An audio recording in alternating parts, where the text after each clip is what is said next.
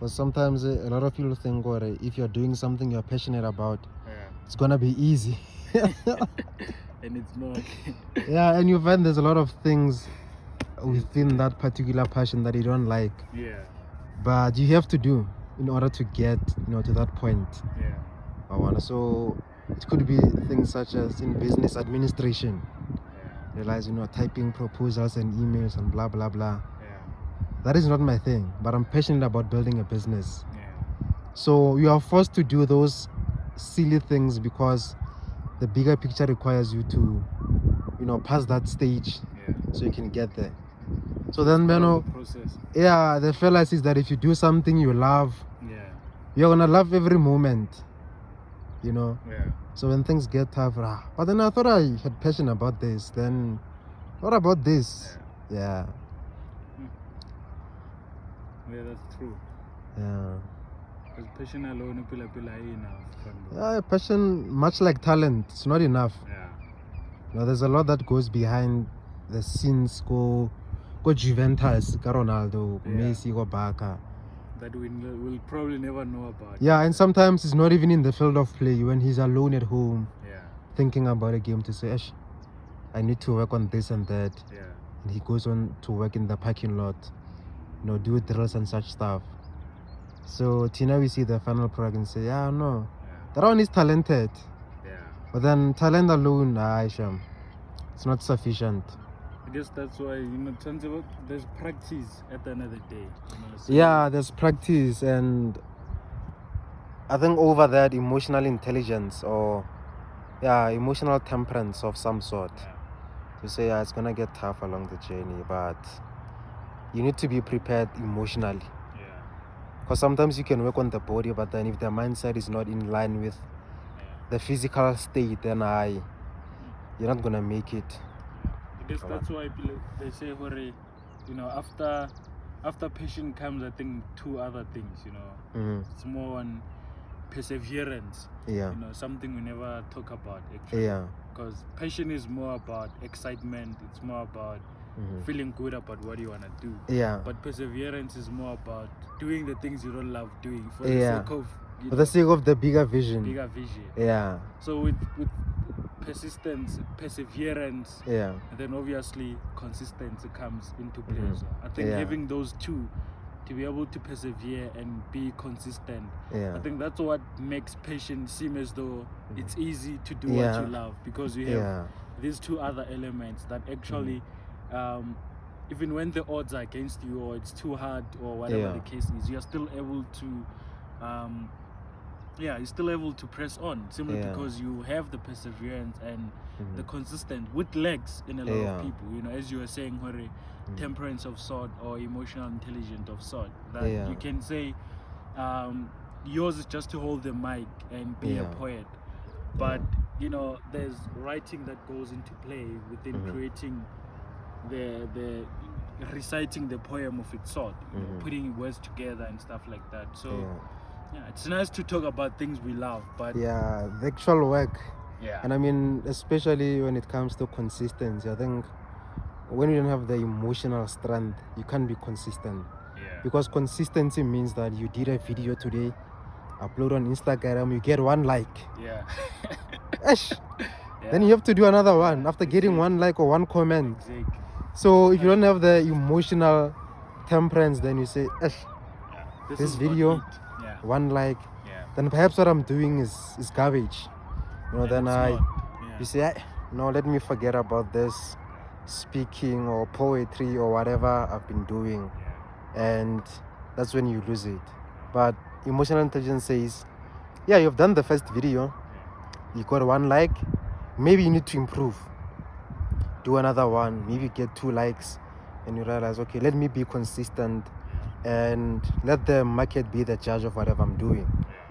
And if you know you're doing the right thing, I mean, consistency becomes the norm. So maybe a question to pose to you, in your experience and your life in general, what would you say comes first? Is it purpose that comes first, or is it passion? And does passion lead to purpose, or purpose leads to passion? Because there's a whole lot of argument. You know, a lot of writers actually that I would read from and other speakers. Some of them will tell you, find the passion, then through the passion you will find something you are, you know, you are purposeful about, or you find your purpose, and then then you'll be able to do it with passion, you know. And like a lot of people, I feel like, get confused in terms between of purpose and passion. Exactly. Which one is it, basically? Do I even need to find my passion or find my purpose, or is it just about doing what I think I can do according to my abilities? It's kind of complicated, purpose and passion, because purpose speaks to some sort of, how do I put it, purpose, some grand thing that you need to do in life. And I think passion has a lot to do with emotions. Much like when you say I love someone, you know, it's passion that makes you love that particular person. So is marriage the grand finale? So marriage would be the purpose, and passion, would you say passion is loving someone? I don't know, but yeah, one could say that love is passion, passion is love. You know, but it's tricky, especially now that you're involving love. Love on its own is obvious. Love is passion, I guess. Like they go hand in hand, or they are one thing.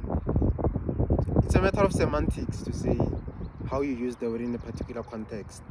But I think sometimes you find passion, you are passionate about something, but that is not the main purpose.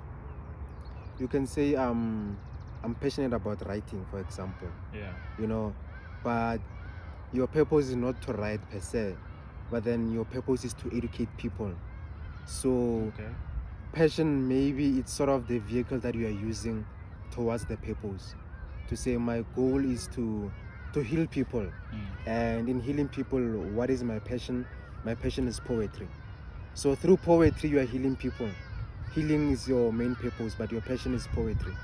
And one can say, I love to, you know, help people, heal them in whatever challenges they have, but the passion is in psychology. So instead of me doing poetry like you, I'd say, let me take the academic route and do psychology or become a therapist. Then in that case, I'm going to be able to heal people. So you and I have the same purpose, but our passion lies in different things. To say, when you said you're going to be a poet, because you've got, you know, some sort of strength with, you know, the spoken word. And in my case, I can be able to, you know, analyze information, then, you know, create some sort of plan to say, now that Howard has told me he's in this situation, I can draw meaning from what he's saying, and through that I can table some sort of solution towards his marital problems, you know, his academic challenges, through the process of psychology and whatever matrix is involved. But with some, it is through the spoken word to say, Howard wrote this piece about healing, and through listening to that poem by Howard, I was able to, you know, heal, you know, broken parts of me that I can express. So we can say passion is sort of the vehicle, purpose is sort of the meaning or the destination, that you know, the intention. So something along those lines. Because I think also on a personal level, I think I have, you know, in a way came to a conclusion, rather, to say, you know, especially with people that have been victimized by, you know, any means, whether you lost a parent or you were once, you know, you once had an incident that you kind of don't understand what it meant, you know, that to say purpose is eventually finding meaning out of things that actually happen to us, or things that we will see happening to someone. Because sometimes we expect the purpose to be directly linked to us, that I actually have to go through something in order to understand it, the solution, right? So sometimes maybe it's always about what is the meaning of this, you know, why am I going through this? And through that, you are then able to use your abilities, which happen to be either your passion, right? As you are using the analogy of someone who's gifted in poetry, but their job is to heal other people. So purpose is more or less finding the meaning of why certain things happen, or finding the meaning of your personal existence in order to help others. And maybe sometimes it's not helping other people, but it's just about going through whatever you're going through, and through that you're able maybe to live out the best life. Maybe your purpose is just for your own family, you know. There's nothing wrong with that. You're living your purpose, because sometimes we feel like purpose then means I need to do this, then I need to help 100,000 people, and sometimes it's not. Maybe you're just meant to help that one person, and not knowing what that young person can help many other young people. So I think the struggle is all find meaning, you know. Whether it's your passion, find meaning. Whether it's your passion, find meaning. And through finding the meaning out of it, then you will find vehicles such as passion.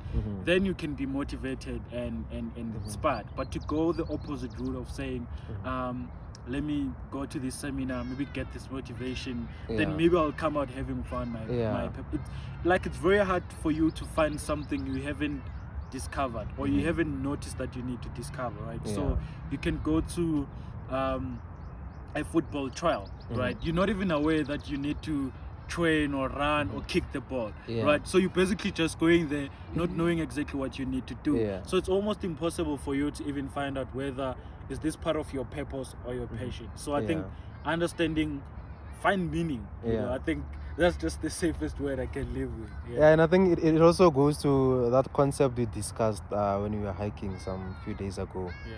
The one of finding passion within passion. Oh yeah, exactly.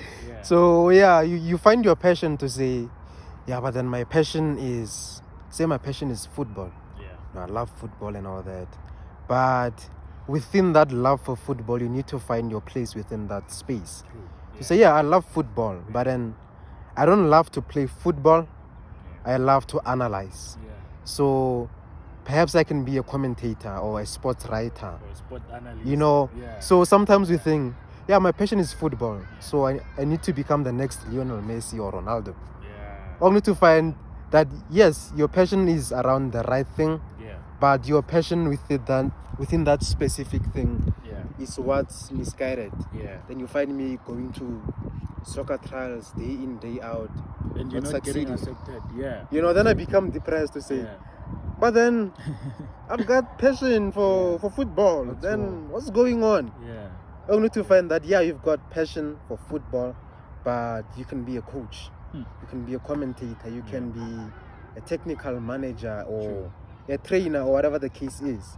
So sometimes you get lost in that, you know, what you call the umbrella of passion, to say, I've got passion for this. Not realizing that within this there's something that I need to focus on. You know, and I remember there's one incident in South Africa in particular. I think it was in around 2016 or 17. I'm just not gonna mention names, you know, for defamation of character. So there's a specific sport journalist, right? He's a sport journalist, I think, and also a commentator as well. So people then, you know, as he started to rise within football, people started to say, first of all, that particular I'm just gonna call him X guy, you know, the X guy never played soccer entirely. He's never touched the ball or kicked the ball or whatever the case is, but he was good at analyzing, and he was good at, you know, reporting and also sports commentary, right? So the X guy was you know, obviously people started to question in terms of why are you even talking about soccer when you've never played, right? And it's a thing to say that sometimes we judge people too quick just because you know, I didn't go through a certain thing doesn't mean I don't have the passion for it. I don't have the credentials. Exactly, right? So it's a thing of credentials where people are like, we rather have an ex-football legend who's played soccer to talk about this. And maybe the ex-legend is not even good with talking to start commenting. with. Exactly, right? Because with commentary, you need to be exciting. You need to keep us in the emotions. Exactly. So that's what he said. Actually, he was like, just because I've never kicked the ball doesn't mean I don't know football. All my life, all I've ever done, what my dad told me was to what soccer. That's all I did. What soccer, analyze it. Then that's where the love grew from. So sometimes it's to say that we often think that the purpose or the passion is eventually going to come directly to us. From Hence doing I said, the actual thing. Exactly. Hence I said before, sometimes it's going to come indirectly, where it's just seeing something. You see a tree. Like, wow. You look at this tree and then you wonder, where are the become roots? Fascinated. Then you, all of a sudden you start a vineyard, right? So we can't expect you to be a tree in order to plant other trees. You know what I mean? But it's like, okay, I've seen that, and I think maybe I can plant more trees, right? So people shouldn't like box themselves in this thing of, oh my God, I've got to go through the experience. Exactly. And I also remember there's some guy from Ghana. He was a footballer also. Sure. I remember, I think it was in the 2010 World Cup. Okay. So he was part of the commentary team on SABC. Sure. And he said something that's interesting. He says, you don't have to be a drunkard to own a tavern. Hey, that's a quote for centuries. And I found that to be enlightening. You don't have to be a drunkard to own a tavern. You know, so it gave me perspective to say, oh, interesting. So I don't have to be in that moment to own this. And again, look at what happened with Argentina, with Diego Maradona. Sure. I mean, Maradona is arguably one of the finest footballer we've ever seen. But I mean, they gave him Argentina to say, lead the team to something. But then he failed. I think it was the 2014 World Cup. I don't remember the exact year, but then I think it was somewhere. So he failed. And it's not only Maradona, but there's a lot. I think it's Dunga also. And Deco as well. You know, so the list is endless of people who, you know, were great footballers, but then when it came to actually coaching a team, they failed. Exactly. And there's this one. Is it Mourinho? I think Jose Mourinho. I think it's Jose Mourinho. Okay. He wasn't like a great, like a memorable footballer. But then look at what he's doing through coaching. It's a lot. You know, so he wasn't a great player, but today he's called the special one. To say there's something special about the way he manages the team, the way he runs things. It's crazy. So he went through, you know, the football journey and realized perhaps through his experience there's something missing in football. And later on, years later, that's where he was now living up to his purpose to say, I've played football for like this period of time, and I saw a lot of things that I didn't like in football, and my journey is to correct them. And it also goes to something Slu said. I remember when we had the event in Manhattan, the seminar, she said something. She said it doesn't have to be destructive to be constructive. In the sense that we think that in order for you to say help people who've been, say, victims of gender-based violence, you must have undergone gender-based violence. You know, so quite often we think I've got to go through a destructive force in my life and draw meaning out of that. That's so true. You know, and sometimes it's a matter of you seeing something destructive. To say, I saw this happen to Howard.